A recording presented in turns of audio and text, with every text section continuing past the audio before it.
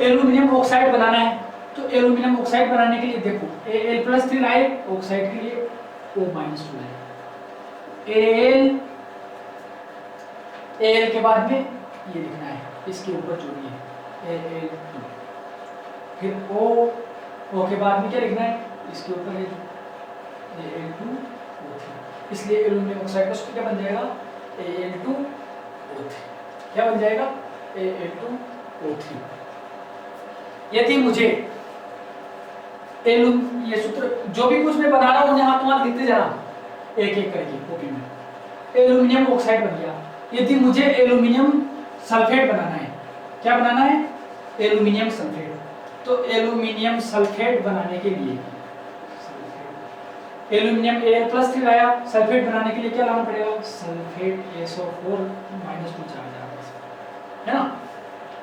देखो यहाँ पर Al लिखा, Al लिखने के बाद यहाँ जो कुछ भी ऊपर को लिखना है Al2, फिर SO4 लिखना है, SO4 बहुत बड़ा है, इसे कोष्ठक में बंद कर दो, फिर यहाँ पर क्या है 3, क्योंकि इसके बाद ये लिखना है ना, इसका सूत्र बनेगा Al2SO4 एल्यूमिनियम सल्फेट का सूत्र। ठीक है, इसके बाद यदि मुझे सूत्र बनाना है, कौन सा सूत्र बनाना होगा, ये बना लेता हूँ, मैग्नीशियम हाइड्रोक्साइड बना जाएगा, कैल्शियम ब्रोमाइड, किसका सूत्र बनाना है, कैल्शियम ब्रोमाइड। कैल्शियम ब्रोमाइड बनाने के लिए कैल्शियम लिखना पड़ेगा, और कैल्शियम पर चार्ज पता होना चाहिए, कितना होता है, +2। ये वैसे अभी मैंने वर्तमान में यहाँ नहीं कर रहा है। ब्रोमाइड के लिए Br का चार्ज पता होना चाहिए -। अब सूत्र बनाना है Ca नहीं लिखेंगे, Br, कैल्शियम ब्रोमाइड का सूत्र बन जाएगा। इसी तरह से पोटेशियम हाइड्रोक्साइड,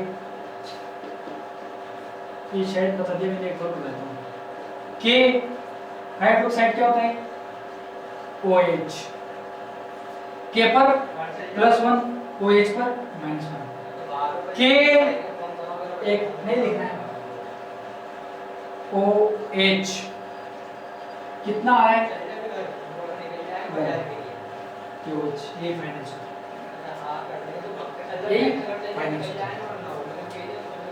अब एक सूत्र बताता हूं मैं आपको, जिसमें धन आयन पर भी +2 पाया जाता है और ऋण आयन पर भी +2 पाया जाता है। देखो उनको कैसे बनाएंगे, जैसे मैंने लिखा है मैग्नीशियम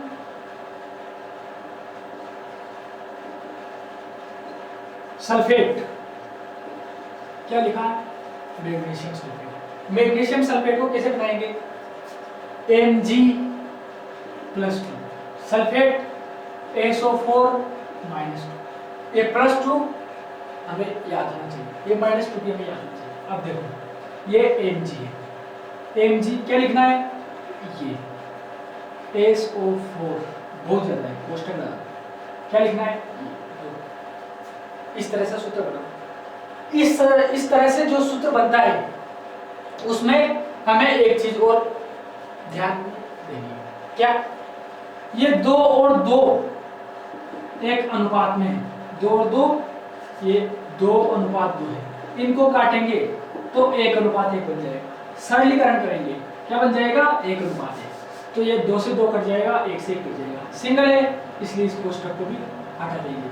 इसलिए Mg2SO4 रहने की बजाय क्या बन जाएगा, ये 2 से 2 सिंप्लीफाई हो जाएगा, MgSO4 मैग्नीशियम सल्फेट का सूत्र ये बन जाएगा।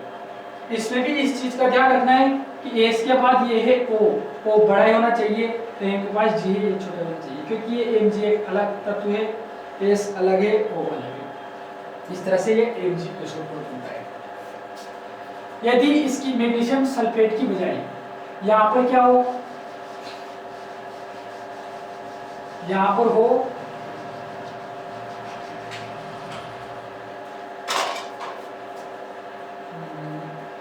मैग्नीशियम ऑक्साइड बना देता हूं, अभी नहीं बनाया हुआ मैंने। Magnesium oxide, magnesium oxide, magnesium oxide के लिए Mg+2 लिखूंगा, ऑक्साइड के लिए O-2 लिखूंगा।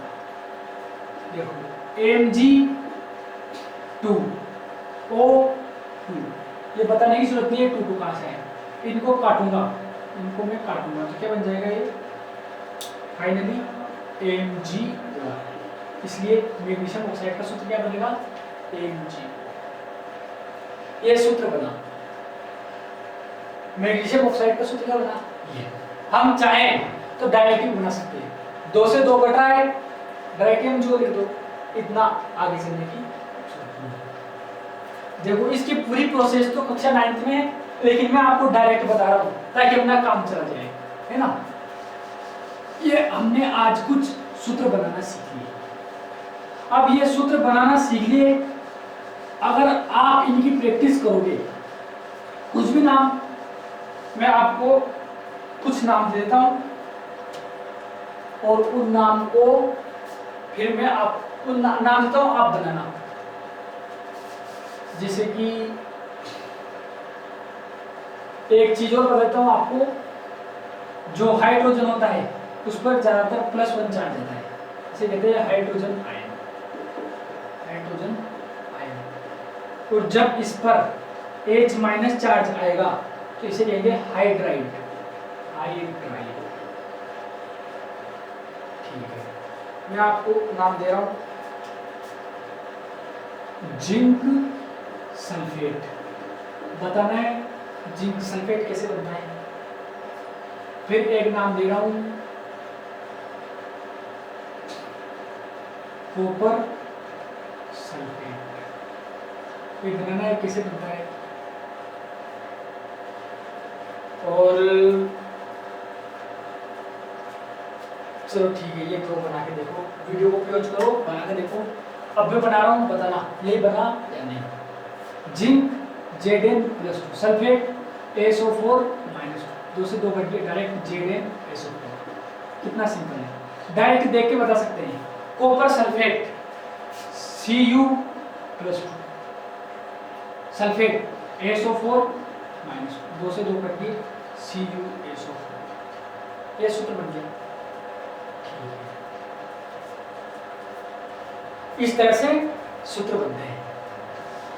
अब रासायनिक अभिक्रिया और समीकरण जो चैप्टर है, इस चैप्टर में आपको ये कहेगा zinc plus sulphuric, zinc plus hydrogen, नहीं क्या लिखा हूं मैं, जिंक प्लस, एक मिनट रुको,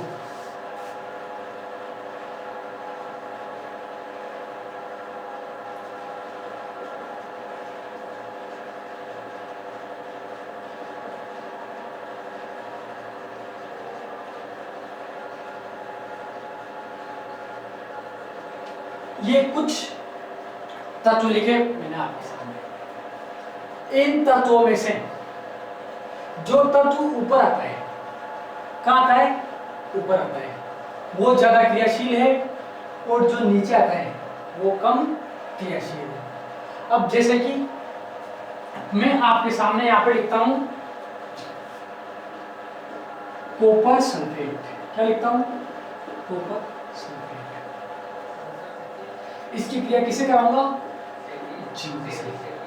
तो इधर क्या बनेगा, zinc sulphate,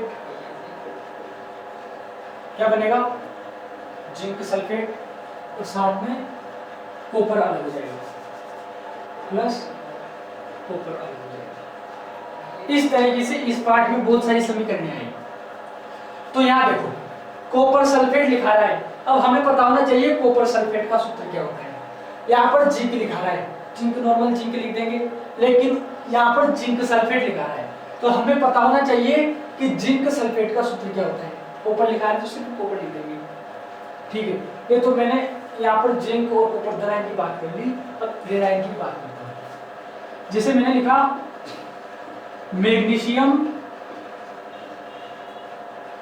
plus oxygen, magnesium plus oxygen, इससे मिलकर क्या बनेगा, मैग्नीशियम ऑक्साइड। क्या बनेगा, मैग्नीशियम ऑक्साइड। क्या बना, मैग्नीशियम ऑक्साइड। तो मैग्नीशियम का सूत्र पता होना चाहिए, ऑक्सीजन का सूत्र पता होना चाहिए, मैग्नीशियम ऑक्साइड का सूत्र पता होना चाहिए।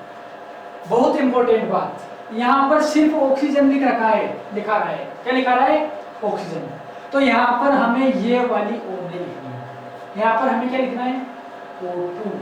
तो लिखना है क्योंकि O पाई नहीं जाती है, वायुमंडल में बहुत सारी O है, O मिलकर O2 के रूप में पाई जाती है, इसलिए जहाँ भी ऑक्सीजन लिखना हो वहाँ O2 लिखेंगे।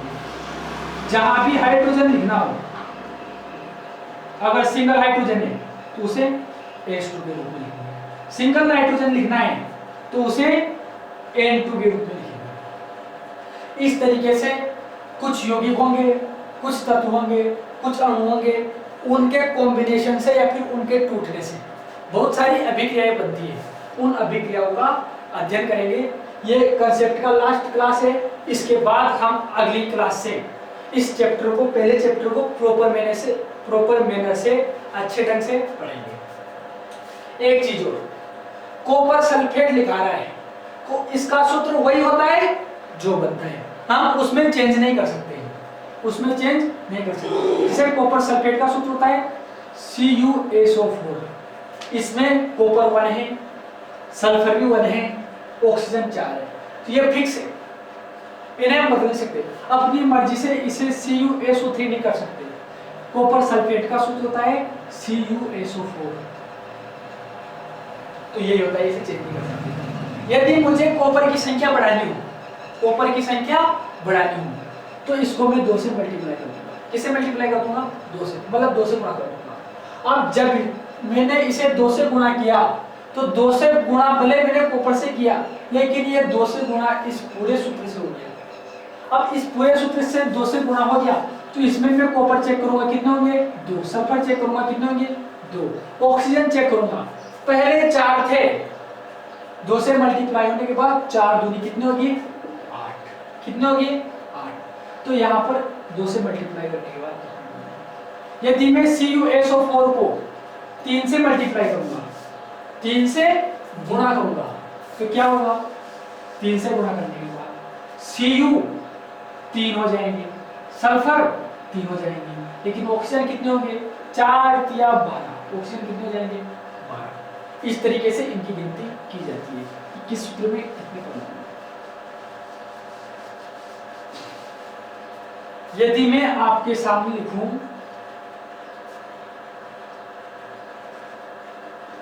NaOH, इसमें कितना सोडियम है, 1, कितना ऑक्सीजन है, 1, कितना हाइड्रोजन है, 1। यदि मैं लिखूंगा MgOH का होल नंबर, इसमें मैग्नीशियम कितना है, 1, ऑक्सीजन कितने हैं, ऑक्सीजन ये कोष्टक के 2 लग रहा है, पूरे कोष्टक के 2 लग रहा है, इसका मतलब ऑक्सीजन कितने हैं, 2। हाइड्रोजन कितने हैं, हाइड्रोजन भी इस कोष्टक के अंदर है और इसके नीचे 2 लग रहा है, इसका मतलब हाइड्रोजन भी 2 है।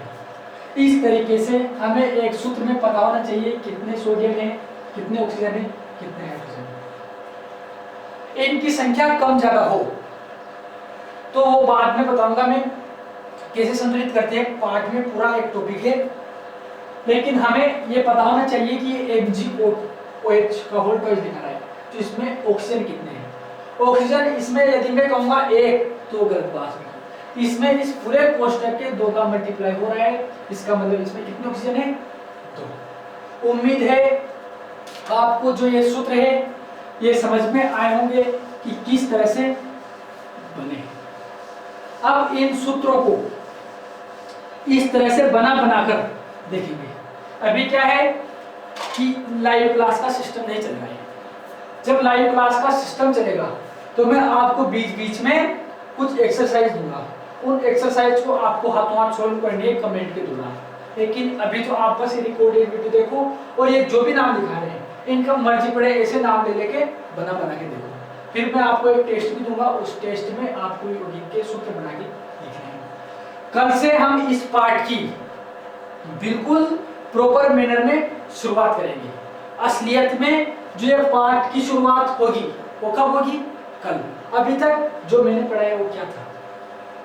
तो अभी तक जो कुछ भी हम 3 क्लासों में पढ़ रहे थे वो कक्षा 9th के ऐसे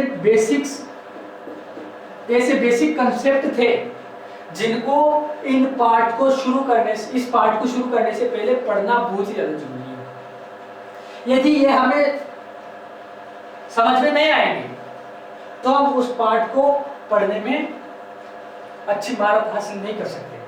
इसलिए इनकी अच्छी तरीके से प्रैक्टिस करना। ठीक है, अगली क्लास में मिलते हैं।